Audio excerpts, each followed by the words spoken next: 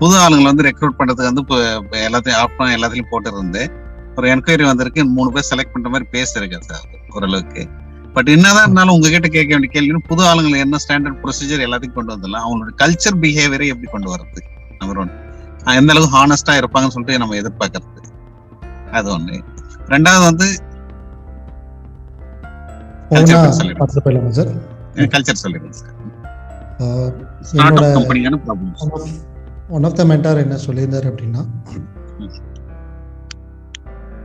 பொதுவாக நீங்கள் வந்து ஜாபுக்கு ஆள் எடுக்கும்போது ஜாபுக்கு ஆள் எடுங்க, உங்கள் பொண்ணுக்கு மாப்பிள்ளை தேடாதீங்க அப்படிங்கிற மாதிரி சொல்லியிருந்தாங்க. ஓகே, ஸோ எல்லா நல்ல குணங்களும் இருக்கிற ஒரு பர்சன் நம்ம கம்பெனிக்கே வரணும் அப்படின்னு நம்ம நினைக்கிறது இருக்கிற மாதிரி காமிச்சிக்குவாங்களே வெளியே, அப்படி வந்து நம்மளே இல்லாத போது நம்ம எக்ஸ்பெக்ட் பண்ணுறதும் வந்து ஒரு லாஜிக்காக இருக்காது அப்படிங்கிற மாதிரி அவர் சொன்னார். ஸோ அவர் சொன்ன இந்த ஒரு வேர்டு வந்து எனக்கு ரொம்ப ஸ்ட்ராங்காக ஸ்ட்ரைக்கான ஒரு விஷயம். கம்பெனிக்கு ஆள் எடுக்கும்போது கம்பெனிக்கு ஆள் எடுங்க, பொண்ணுக்கு மாப்பிள்ளை தேடுற மாதிரி தேடாதீங்க அப்படிங்கிறது வந்து ரொம்ப ஸ்ட்ராங்காக எனக்கு புரிகிற மாதிரி அவர் சொன்னார். ஸோ விச் மீன்ஸ் எல்லாத்துக்கிட்டையுமே ஒரு நிறை குறைகள் இருக்கும். ஸோ கம்ப்ளீட் எல்லாமே நிறைய இருக்கிற ஒரு பர்சன் நம்ம எடுக்க முடியாது ஃபர்ஸ்ட் ஆஃப் ஆல்.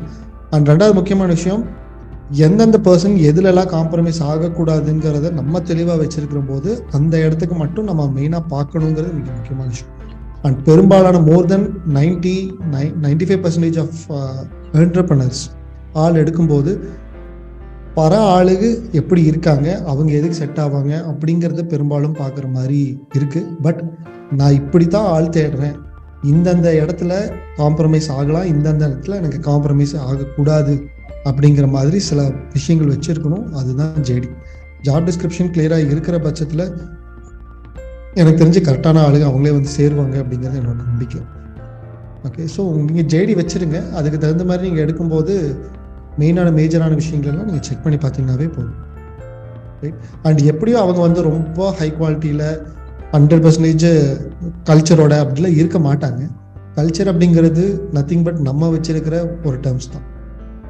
ஸோ நம்ம வந்து எப்படி காலையிலேருந்து சாயந்தரம் வரைக்கும் நான் என்ன எதிர்பார்க்கறேங்கிறது நீங்கள் எப்படி அவங்களுக்கு புரிய வைக்கிறீங்க, அவங்ககிட்ட எந்தெந்த இடத்துக்குலாம் நீங்கள் செக் பாயிண்ட்ஸ் வச்சு நீங்கள் எப்படி மெஷர் பண்ணுறீங்கிறத பொறுத்து தான் இருக்கு.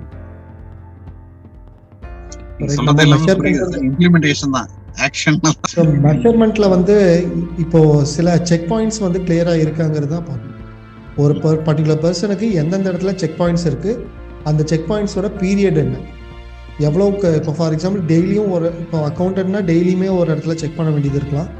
இப்போ ஃபார் எக்ஸாம்பிள் மார்க்கெட்டிங் போயிட்டு வராங்கன்னா ஆல்டர்னேட் டேஸில் நம்ம பார்க்குற மாதிரி இருக்கலாம். ஸோ ஒவ்வொரு கேட்டகரிக்கு தகுந்த மாதிரி சில விஷயங்கள்லாம் இருக்கும். அந்த இடத்துல ரிவ்யூவாக நம்ம பண்ணுறோமா இல்லை விகரஸ் ரிவ்யூவாக பண்ணுறோமா அப்படிங்கிறது இருக்குது. ரிவ்யூ அப்படின்னா என்னென்னா, நான் வேறவுக்கும் ஒரு ஃபோன் வச்சு பேசிக்கிட்டே அவங்க என்ன பண்ணுறாங்கன்னு சும்மா பார்த்துட்டு நானும் உன்னோடதை பார்த்துட்டு இருக்கேன், எங்கிட்ட இருந்து நீ தப்ப முடியாது அப்படிங்கிறது ஒரு கணக்கு காமிக்கிறதுக்காக பார்க்கறதுங்கிறது வேறு. ஏன்னா அது அவங்க ஈஸியாக கண்டுபிடிச்சிடுவாங்க. இவங்க ரிவ்யூ பண்ணுறாங்களா இல்லை விகரஸ் ரிவ்யூ பண்ணுறாங்களாங்கிறது ஒரு எம்ப்ளாயி வந்து ஈஸியாக ஃபீல் பண்ணிடுவாங்க.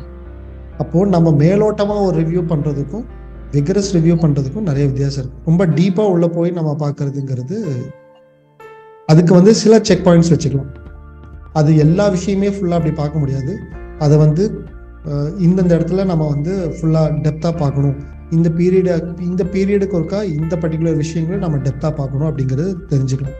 ஏன்னா அந்த ஒரு விஷயம் ரொம்ப நம்ம எக்ஸ்பெக்ட் பண்ணுறதை தாண்டி போகும்போதே நம்ம புரிஞ்சுக்கலாம், நம்ம எக்ஸ்பெக்ட் பண்ணுறதை விட ரொம்ப அதிகமாக ஒர்க் பண்ணுறாங்களா இல்லை கம்மியாக ஒர்க் பண்ணுறாங்களா, இல்லை அந்த ஒரு ஸ்கேலில் இருக்கா அப்படிங்கிறது நம்ம செக் பண்ணிக்க முடியும். அண்ட் ஸ்டாஃபை ஹேண்டில் பண்ணுறதுங்கிறது இஸ் அந்த பேமெண்ட்டை கலெக்ட் பண்ணுற ஒரு ஸ்கில் மாதிரி is a skill. Certain skills வந்து என்டர்பிரினர்ஸ்க்கு ரொம்ப முக்கியம். அதில் one of the major skill is staff handling, staff management. And it is learnable, anything is learnable. எப்பயுமே ஆல்ரவுண்டர் பெர்ஃபார்மன்ஸ் மாதிரி நான் எதிர்பார்க்கறது வந்து அதுதான் என்னுடைய எல்லா டைம்லயும் தப்பா போய் முடியாது. அது நீங்க பண்றது மட்டும் இல்லை, பொதுவாகவே எல்லாருமே அப்படிதான் பார்ப்பாங்க. இது வந்து ஜென்ரலான ஒரு ஸ்ட்ராட்டஜி தான். அதாவது ஜாப் டிஸ்கிரிப்ஷன் பார்த்து இவங்களை இதுக்காக தான் நம்ம எடுக்கிறோம் அப்படிங்கிறத வந்து நம்ம பண்ணலாம். இது பிரைமரி ஒர்க், இது செகண்டரி ஒர்க்குன்னு நம்ம பண்ணலாம். அதுக்கப்புறம் நம்ம அந்த க்ரோத் மெஷர்மெண்ட் ப்ளூ பிரிண்ட்னு ஒரு கோர்ஸ் இருக்கும், அதில் வந்து டிராஃபிக் லைட்டுன்னு ஒரு கான்செப்ட் நான் எக்ஸ்பிளைன் பண்ணியிருப்பேன்.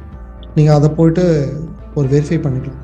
ஒரு டிராஃபிக் லைட்டில் மொத்தம் 7 விஷயங்கள் நம்ம பிரிச்சுக்கிட்டு இந்த 7 விஷயத்துக்கு நம்ம எப்படி மார்க் போட்டு நம்ம கொண்டு வரலாங்கிறதையும் நம்ம செக் பண்ண முடியும். ஸோ தட் அவங்க என்ன லெவலில் இருக்காங்க, அவுட் ஆஃப் 100 அவங்க எவ்வளோ பர்சன்டேஜில் இருக்காங்கன்னு அவங்களுக்கே தெரிஞ்சிடும். ஒவ்வொரு ஏரியாலையும் எந்தெந்த மாதிரி நம்ம ஒர்க் பண்ணுறாங்கன்னு அவங்களுக்கே தெரிஞ்சிடும்.